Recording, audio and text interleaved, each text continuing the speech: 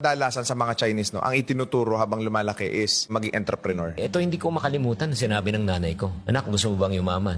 Oo naman. Gusto mo bang umunlad? Oo naman. Bakit mo pagyayamanin ang ibang tao kung kaya mo pagyamanin ang sarili mo? Kaya nga, nag-start ako ng sales career ko nung 12 anyos. Walang kapera-pera pag pumapasok sa eskwela. During recess time, I will go to the comfort room, open the faucet, and I will drink water. That will be my meal. Ang hindi ko makalimutan talaga na pangyayari is yung sapatos. Kung meron nga lang akong EMMK, Sapatos ang title. sapatos ang title. Bakit? 2 kalahating taon, yung sapatos na suot-suot ko na leather shoes, sirang-sira na. Upod na yung swelas, walang pang-repair. Gumupit ako ng cardboard na hubis swelas, ninigay ko sa loob bilang temporary na swelas ko. Nung minsan, pag break na lihis, nakaapak ako ng piso, nasalat ko kung tao o ibon.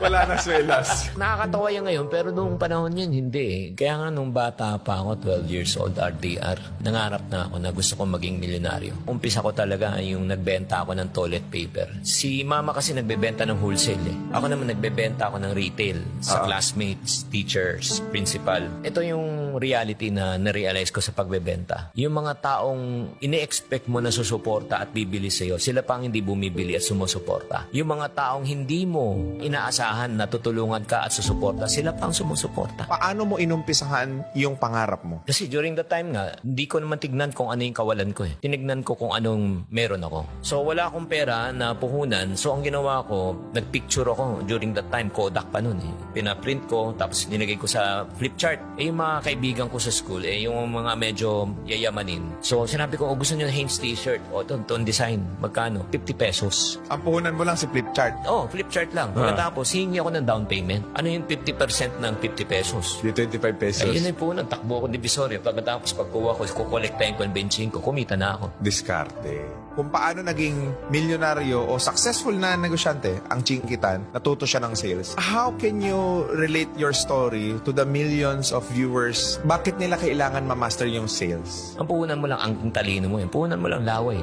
Kung maubusan ka ng laway, nung ka ng basong tubig, bawi ng puhunan. Number 2, ang pundasyon ng lahat ng negosyo ay pagbebenta. Kaya kung gusto mo rin magkaroon ng negosyo in the future, kailangan matuto ka magbenta. Ang problema lang, may mga ibang tao ayaw magbenta. Ba't nila ayaw magbenta? Professional ako eh. Tapos Oo. pagbebentahin Oo. mo ako ng napkin, example. No, exactly. Nakapagtapos akong ganito, Oo. tapos mag-aalok ako. Ano Tama. sasabihin ng mga ibang tao na walang-wala na ako? Eh, di ba obvious na walang-wala ka, kaya ka nagsa-sideline? Ba't may pagkakaila? Bakit yung tao nahihirapan sila magpakatotoo? Mas mahalaga pa minsan yung pakitang tao kaysa sa tunay na nangyayari sa sitwasyon sa buhay mo eh. Kaya hindi ko makalimutan yung tinuro ng nanay ko. Sabi niya sa akin, anak, hindi na bali luma ang damit mo. Ang mahalaga, may laman ang bulsa mo. Coach, kanina pa nababanggit, lagi kang tinuturuan ng mama mo. How important na yung mga parents ngayon dapat sa murang edad maturuan nila yung mga anak nila about financial? Isa pang sinabi ng nanay ko, huwag kang mangangarap na maging milyonaryo ka kung hindi ka marunong mag-umpisa at magpalaga ng piso.